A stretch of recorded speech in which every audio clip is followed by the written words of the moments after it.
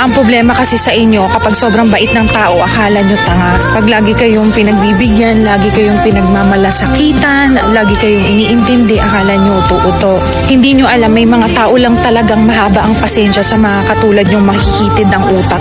Imagine ninyo, nagmamalasakit na yung tao sa inyo, tatawagin nyo pang tanga, aabusuhin nyo pa. Alam nyo ba yung mga taong mahaba ang pasensya at saka magaling magpigil ng emosyon, mga matatalino yan. May hangganan yung pag-intindi nila sa inyo at kapag na-realize nila na kailangan na kayong tanggalin sa buhay nila, hindi na nila kayo tatanggapin pabalik. Kaya pag may namit kayong mga taong masyadong mabait para sa paningin ninyo na feeling nyo weakness nila yon, huwag nyo silang abusuhin, palahalagahan nyo sila kasi hindi sa lahat ng oras may mamimit kayong ganyan. Ang pagiging isang mabuting tao ay kailanman hindi magiging kahinaan.